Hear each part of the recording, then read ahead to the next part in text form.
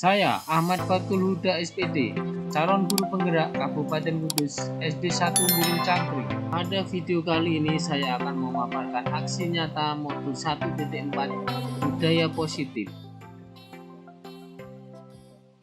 Assalamualaikum warahmatullahi wabarakatuh.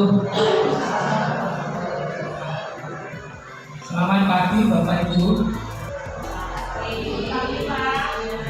Yang saya hormati Ibu Supipa selaku Kepala SD 1 Gunung Cangkring. Yang saya hormati Bapak Ibu Guru SD 1 Gunung Cangkring. Pada kesempatan ini saya akan memaparkan hasil dari belajar saya di guru penggerak, calon guru penggerak. Hari ini saya akan melaksanakan aksi nyata modul budaya positif. Nah, tujuan aksi nyata pada pagi hari ini yang pertama menyebarkan pemahaman dan pengalaman penerapan budaya positif di sekolah. Kemudian yang kedua, mewujudkan budaya positif di sekolah.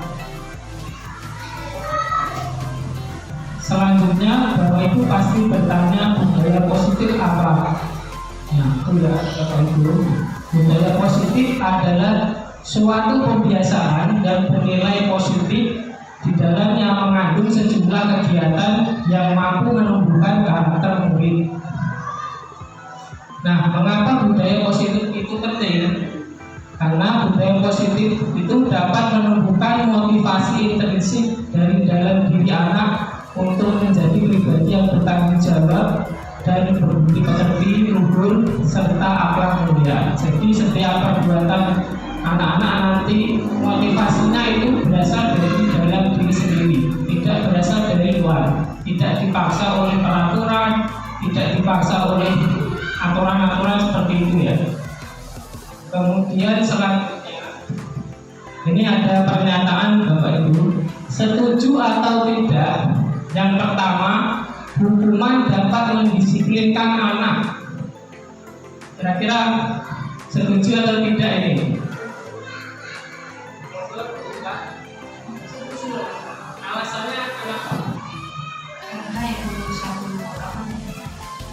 budaya yang diterapkan anak sebagai anak itu bisa mempunyai tanggung jawab terhadap apa yang diberikan ibu bapak ibunya, nanti bisa terkenal di sini nanti kalau saya salah ini gitu ini asalkan ya kedisiplinannya itu hukumannya tidak sampai melukai badan ya. Jadi tidak melukai badan dan terkenang sampai nanti saya dididik bapak ibu saya di sekolah itu setiap hari seperti ini, setiap hari seperti ini. Terima kasih pendapat Ibu. Yang pertama tadi hukuman dapat mendisiplinkan anak. Ibu ada yang setuju tapi ya. Kalau menurut saya memang hukuman itu bisa jadi perlu. Tetapi kadang kalau kita menghukum terus itu juga tidak diperbolehkan karena nanti akan membuat takut anak-anak. Kemudian yang kedua ini tadi kita lanjutkan, pemberian hukuman dengan hal positif seperti membaca atau membersihkan halaman sekolah dapat meningkatkan disiplin siswa. Apakah setuju atau tidak Bapak Ibu? Setuju. Ya. Kemudian yang ketiga, memberi penghargaan dapat meningkatkan motivasi belajar siswa. Bagaimana? Setuju atau tidak? Ya, setuju. Memang pemberian hadiah itu sangat memberi motivasi untuk anak. Namun ternyata kalau kita sering melakukan itu juga tidak baik Bapak Ibu. Kenapa? Karena anak akan tergantung dengan hadiah tersebut. Kalau nanti tidak dikasih hadiah, nanti jangan-jangan malah motivasinya turun seperti itu. Kemudian selanjutnya ini akan saya sampaikan tentang konsep budaya positif. Jadi nanti ada beberapa materi yang akan saya sampaikan. positif dan nilai kebajikan universal dan seterusnya gitu. Langsung saja yang pertama ini adalah disiplin positif dan nilai kebajikan. Nah, coba Bapak Ibu kepalkan tangannya semuanya. Oke. Bayangkan bahwa di kepala Bapak Ibu ini adalah sesuatu yang berharga, sangat berharga, dan itu tidak boleh diketahui orang lain. Sesuatu yang benar-benar sangat berharga dan tidak diketahui orang lain, dirahasiakan oleh Bapak Ibu. Nah, ketika ada, misalkan saya menyuruh Ibu Ita untuk membuka telapak tangannya, apakah Ibu Ita bersedia membukanya? Tidak. Kenapa alasannya? Ya karena ini rahasia. Ya, benar sekali. Jadi memang seperti itu. Ini ya. Jadi siapa yang memegang kendali atau kontrol untuk membuka dan menutup kepala tangan? Apakah saya? Apakah Bu Ita? Ya sendiri. Ya, Bu Ita sendiri. Yaitu diri sendiri. Jadi setiap perilaku kalau tidak didasari oleh motivasi dari diri sendiri, nanti tidak akan berhasil.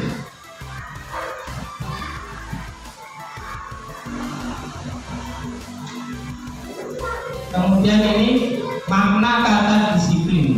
Kira-kira apa Bapak Ibu? Disiplin itu kan berkaitan dengan peraturan, kemudian konsekuensi, dan sering sering dikaitkan dengan hal yang tidak menyenangkan. Disiplin. Nah, kalau menurut Bapak Ki Hajar Dewantara ini menyatakan bahwa di mana ada kemerdekaan, di situ harus ada disiplin yang kuat. Sungguh disiplin itu bersifat self disiplin, yaitu kita sendiri yang mewujudkan kita dengan sekeras-kerasnya. Tetapi itu sama saja, sebab jikalau kita tidak cakap melakukan self disiplin, wajiblah penguasa lain mendisiplinkan kita. Jadi seperti ini. Jadi kalau memang kita sudah berusaha sekeras tenaga mendisiplinkan diri kita sendiri, tetapi tidak bisa, yang dilakukan adalah penguasa lain atau orang lain yang mendisiplinkan kita. Seperti itu Bapak Ibu. Nah, ini sebagai pendidik, tujuan kita adalah menciptakan anak-anak yang memiliki disiplin diri sehingga mereka bisa berperilaku dengan mengacu pada nilai-nilai kebajikan universal dan memiliki motivasi intrinsik bukan dari ekstrinsik. Maksudnya motivasi dia berbuat melakukan sesuatu itu dari dalam dirinya sendiri, bukan karena tekanan orang lain atau bukan karena peraturan yang ada. Seperti itu. Kemudian ini nilai kebajikan universal itu merupakan sifat positif manusia yang merupakan tujuan mulia yang ingin dicapai setiap individu. Jadi di sini ada profil pelajar Pancasila, salah satunya adalah beriman dan bertakwa. Kalau kita sudah beriman dan bertakwa, itu akan menjadikan kita semangat dalam beribadah. Seperti itu. Kita sudah beriman, artinya kita dengan sukarela akan melaksanakan ibadah seperti sholat, kemudian puasa dan sebagainya. Selanjutnya tentang teori motivasi. Di sini ada teori motivasi yang berasal dari intrinsik, dari dalam diri sendiri. Biasanya itu untuk menghindari hukuman, kemudian untuk mendapatkan imbalan, seperti itu. Dari ekstrinsik, dari luar. Ada peraturan ini, anak pasti akan takut melakukannya karena ada hukuman. Kemudian yang lain itu ada mendapatkan imbalan. Nah, yang kita akan pelajari ini, yang ketiga ini, untuk menghargai diri sendiri, yaitu motivasi dalam intrinsik motivasi diri sendiri. Dengan acuannya ini adalah tadi nilai kebajikan universal. Kemudian ini ada hukuman. Jadi hukuman merupakan sanksi fisik maupun non fisik yang bersifat tidak terencana secara tiba-tiba. Misalkan ada anak yang datang terlambat sekolah, langsung dihukum tanpa konfirmasi, langsung dihukum anaknya. Nah, beda lagi dengan yang konsekuensi. Kalau konsekuensi itu sanksi juga, tetapi ini sudah direncanakan. Biasanya kalau di dalam kelas itu sudah disepakati. Misalkan melanggar ini nanti hukumannya ini. Seperti kita juga PNS ya, kemarin kan ada disiplin PNS. Jadi ketika kita melakukan pelanggaran nanti hukumannya ada seperti itu. Kemudian ini yang ketiga adalah restitusi. Ini adalah alternatif untuk ini proses menciptakan kondisi bagi murid untuk memperbaiki kesalahan mereka sehingga mereka bisa kembali ke kelompok mereka dengan karakter yang lebih kuat. Jadi kita menuntun anak untuk memperbaiki kesalahannya. Selanjutnya keyakinan kelas. Keyakinan kelas yaitu nilai-nilai kebajikan universal yang disepakati secara tersirat dan tersurat, lepas dari latar belakang suku, negara, bangsa maupun agama. Kalau peraturan ini merupakan suatu pedoman yang berfungsi untuk membatasi perilaku seseorang dalam lingkungan tertentu dan memiliki sanksi bagi yang melanggar aturan tersebut. Jadi peraturan biasanya ada peraturan pasti ada sanksinya. Nah, mengapa tidak peraturan saja? Mengapa harus keyakinan kelas? Jadi kita harus mengganti. Kalau peraturan itu lebih mengena yang keyakinan. Untuk mendukung motivasi intrinsik, kembali ke nilai-nilai keyakinan. Keyakinan lebih menggerakkan seseorang dibandingkan mengikuti serangkaian peraturan-peraturan. Dan selanjutnya ini perbedaan antara peraturan dan keyakinan. Untuk yang peraturan, contohnya itu selalu kembalikan buku ke tempatnya. Jadi bedanya dengan keyakinan. Kalau keyakinan ini lebih ke hal yang positif, tanggung jawab seperti itu. Biasanya kalau peraturan pasti ada dilarang seperti itu. Untuk di keyakinan ini tidak ada. Kata-katanya lebih positif, menghormati orang lain, kemudian menghormati orang lain, berkomitmen, kesehatan dan sebagainya. Dan ini adalah contoh keyakinan kelas yang sudah saya buat. Contohnya ini berdoa sesudah pelajaran seperti itu. Kemudian datang ke sekolah tepat waktu dan sebagainya. Ini contoh yang lain Bapak Ibu, keyakinan kelas. Misalkan selalu bersikap positif, nah seperti itu. Selanjutnya kebutuhan dasar manusia. Yang dimaksud kebutuhan dasar manusia ini semua manusia pasti melakukan sesuatu berdasarkan ini. Ada 5 kebutuhan dasar. Motivasinya itu dari ini. Misalkan ada maling ya, maling itu mencuri, dia itu karena terpaksa Bapak Ibu, karena dia ini ingin bertahan hidup. Tidak mungkin maling hobi, itu tidak mungkin. Mereka pasti ingin bertahan hidup. Selanjutnya 5 posisi kontrol. 5 posisi kontrol yang kita sebagai guru mengontrol anak-anak ini ya. Yang pertama itu sebagai penghukum. Kalau sebagai penghukum tapi sudah jelas kalau ada siswa yang terlambat langsung siswanya dihukum. Biasanya itu dengan nada yang sedikit keras, suka mengancam seperti itu. Yang kedua membuat orang merasa bersalah. Ini lebih lembut. Biasanya guru akan berkata seperti ini, kasihan bapak ibumu sudah menyekolah kamu, tapi kamu seperti ini.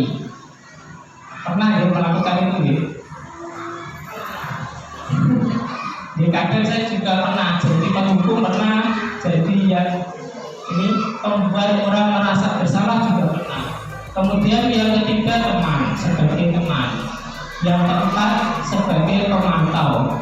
Sebagai pemantau ini acuannya biasanya peraturan. Kalau anak melanggar peraturan berarti guru tersebut akan berbicara seperti ini. Kamu tahu nggak peraturannya apa? Kesepakatan kelas kita apa? Seperti itu. Dikaitkan dengan peraturan-peraturan atau kesepakatan kelas. Kemudian yang terakhir ini adalah manajer. Ini respon yang menunjukkan tanggung jawab guru dalam posisi terakhir. Manajer adalah posisi mentor, di mana guru berbuat sesuatu bersama dengan murid, mempersilahkan murid untuk memperbaiki kesalahannya. Misalkan ada murid yang merusakkan barang, kemudian kita mengarahkan menuntut anak untuk memperbaiki kesalahan tersebut. Bukan kita langsung menghukum anak tersebut, tapi kita perbaiki secara bersama-sama. Nah, ini adalah tadi ya, ada motivasi eksternal dan motivasi internal. Contoh penghukum ini, misalkan kata-katanya seperti ini. Kalau kamu tidak melakukannya, saya akan seperti itu, penghukum. Kemudian membuat merasa bersalah. Kamu sudah mengecewakan bapak ibu. Akhirnya kan anak merasa bersalah. Nah, yang dua ini, perilaku ini, identitas gagal untuk anak. Jadi akan berakibat kepada anak, psikologinya mungkin nanti akan sedikit turun gitu. Dan yang dianjurkan ini ada ini ya, sebagai teman, kemudian sebagai pemantau, kemudian sebagai manajer. Nah, di sini konsep restitusi tadi. Restitusi itu proses menciptakan kondisi bagi murid untuk memperbaiki kesalahan mereka sehingga mereka bisa kembali pada kelompok mereka dengan karakter yang lebih baik. Ciri-cirinya bukan menebus kesalahan, namun belajar dari kesalahan, memperbaiki kesalahan, tawaran bukan paksaan, menuntun untuk melihat ke dalam diri, mencari kebutuhan dasar yang mendasari tindakan, fokus dan karakter, bukan tindakan menguatkan, dan fokus pada solusi. Jadi solusinya apa? Seperti itu. Nah, selanjutnya ini tahapan dari segitiga restitusi. Jadi yang pertama itu menstabilkan identitas. Misalkan ada anak yang terlambat sekolah, kita tidak langsung menyalahkan, tetapi kita berkata seperti ini, kamu bukan satu-satunya yang melakukan ini. Saya juga dulu pernah melakukan ini, tetapi hal ini tidak baik nak, seperti itu. Jadi dia lebih apa ya, lebih menerimanya. Kalau kita langsung menghukum nanti, takutnya nanti anak-anak malah takut kepada kita. Itu. Kemudian yang kedua, validasi tindakan salah. Ini, kamu tentu punya alasan mengapa melakukan itu. Ditanya dulu alasannya apa. Kemudian kita kaitkan dengan keyakinan kelas ini. Keyakinan kelas apa yang kita sepakati, kita tahu. Seperti itu langkah-langkahnya. Nah, selanjutnya ini kita bedakan antara posisi kontrol pemantau dan posisi kontrol manajer. Untuk yang pemantau seperti itu, Adi, tahukah kamu jam berapa kita mulai? Tahu Pak, kamu terlambat 15 menit. Apakah kamu sudah mengerti konsekuensinya yang harus dilakukan bila terlambat? Jadi dia akan mengaitkan dengan konsekuensi atau peraturan. Itu kalau dia posisinya pemantau. Jika dia posisi sebagai manajer, ini kasusnya seperti ini. Adi, apakah kamu mengetahui jam berapa sekolah dimulai? tahu Pak, jam 7. Ya, kamu terlambat. Kira-kira bagaimana kamu akan memperbaiki masalah ini? Saya bisa menanyakan teman saya Pak untuk mengejar tugas yang tertinggal. Nah, seperti ini. Ini secara bersama-sama mencari solusinya. Kalau yang posisi manajer dengan restitusi tadi. Nah, untuk praktek dari segitiga restitusi nanti bisa ditonton sendiri ya di link ini di channel saya, nanti bisa diklik prakteknya. Kemudian mari Bapak Ibu kita ciptakan budaya positif dimulai dari diri kita sendiri, dimulai dari kelas. Jadi nanti Bapak Ibu yang dilakukan setelah ini pahami tentang budaya positif di sekolah. Materi ini nanti dibaca-baca dahulu, kemudian buat keyakinan kelas. Setelah membuat keyakinan kelas, nanti Bapak Ibu praktekkan segitiga restitusi. Setiap ada masalah, nanti praktekkan segitiga restitusi. Misalkan sudah melakukan segitiga restitusi tapi tidak bisa, ya coba alternatif yang lain.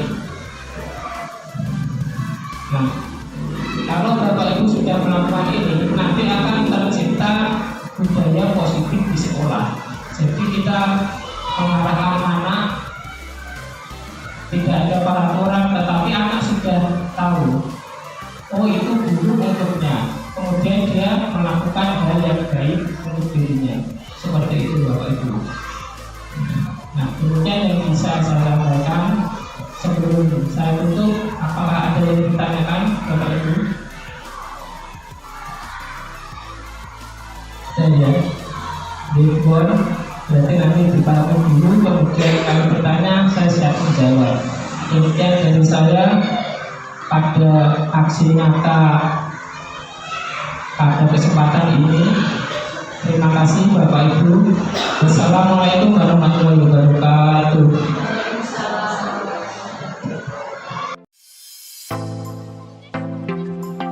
Pagi hari ini kita akan membuat kesepakatan kelas. Kesepakatan kelas itu hampir sama dengan peraturan sekolah. Tetapi kalau kesepakatan kelas itu peraturan kelas yang disepakati oleh anak-anak dan guru. Jadi semuanya setuju. Seperti itu ya. Kalau Pak Ahmad lihat di pagi hari yang wajib dilakukan anak itu apa? Hah? Ya, bagus ya. Jadi kebiasaan dari SD kita itu adalah baris ya. Jadi sebelum anak-anak masuk kelas sudah bel jam 7, anak-anak baris terlebih dahulu. Barisnya ya yang tertib. Ya, salah satu temannya menyiapkan. Dan yang menyiapkan ini digilir atau di mana? Enaknya di mana? Digilir atau langsungan siapa gitu? Digilir saja, ya, digilir ya. Jadi nanti digilir mulai besok, berarti yang menyiapkan dari nomor absen 1 sampai yang terakhir. Besok siapa nomor absen 1? Wah, ini nanti siap menyiapkan. Kalau tidak bisa nanti dibantu temannya, ya. Setelah masuk di sini nanti anak-anak berdoa, kira berarti berdoa, membaca Asmaul Husna, nanti juga dipimpin oleh yang memimpin baris. Kalau dahulu kan dipimpin Pak Ahmad, saya berdoa ya. Nanti yang memimpin baris. Cara mungkinnya gimana ya, misalkan pakai klik sini juga boleh, ke atas sini apa, ke depan sini. Mari anak-anak, malah anak-anak ya, mari teman-teman kita berdoa terlebih dahulu. Berdoa mulai ya, seperti itu ya, paham ya. Nanti secara urut, kemudian masalah piket ya? Masalah piket, gimana piketnya? Sudah dibuat jadwal?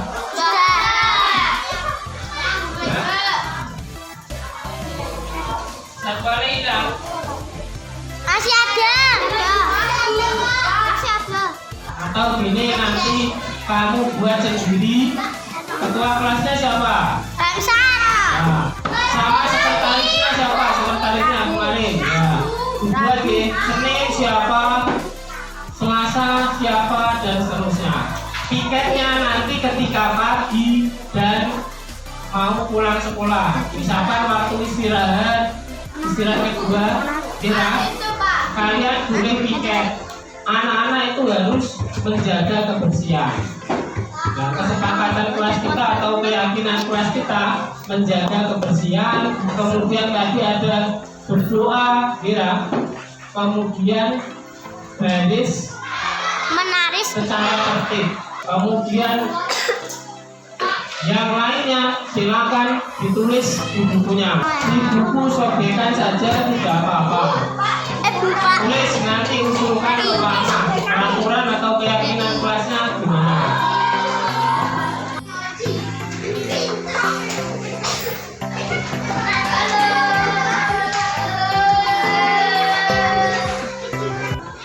Anak-anak tadi sudah membuat keyakinan atau kesepakatan kelas.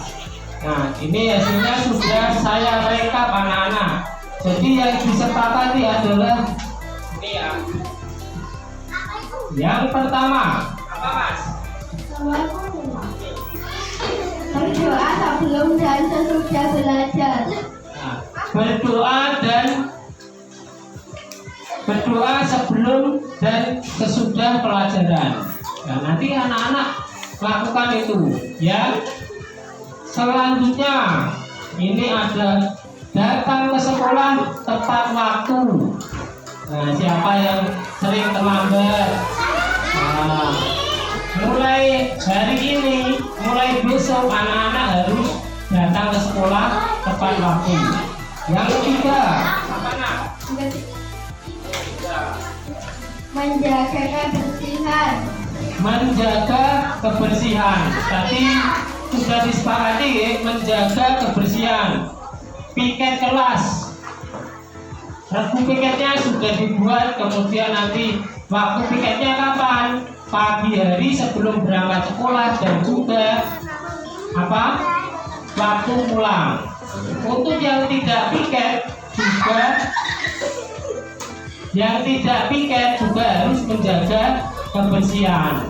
Kemudian yang berikutnya, utamakan musyawarah untuk mencapai mufakat. Nah, jadi kalau misalkan kita punya sesuatu, punya hal yang harus diputuskan itu berdasarkan musyawarah.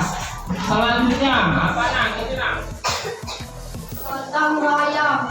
Nah, gotong royong ya. Kalau misalkan ada temanmu yang kesulitan, ya dibantu nanti. Kemudian yang terakhir, ini, bersikap sopan terhadap semuanya, ya. Sopan terhadap guru, sopan terhadap apa? Teman juga sopan. Tidak ada yang dibully. Kemudian baik, peduli, jujur, dan saling menghormati. Nek kamu besok mau dihormati orang, maka hormatilah orang lain dulu. Baru nanti kamu dihormati, dihargai orang lain. Ya, ini sudah jadi apa? Nah, Algi biasanya diwakili sama siapa ini? Sama Aksa. Mana Aksa?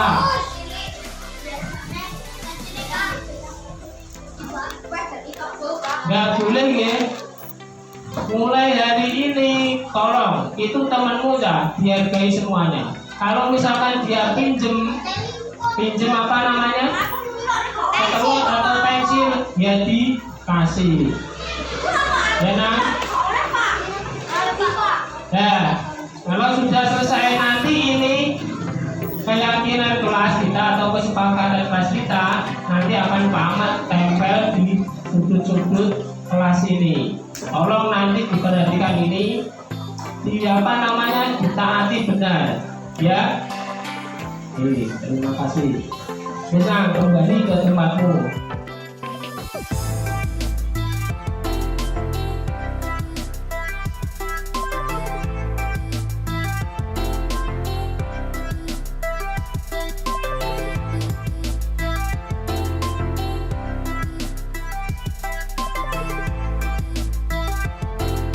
Silakan.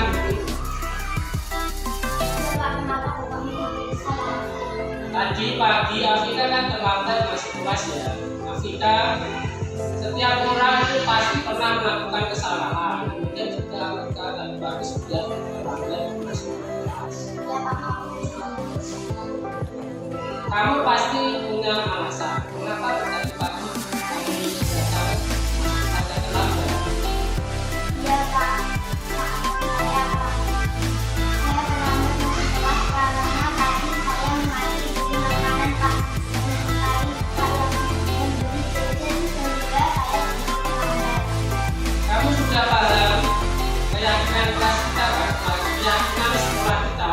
Sudah Pak, keyakinan kelas kita di sini membuat nanti jam kegiatan belajar mengajar dimulai jam 7.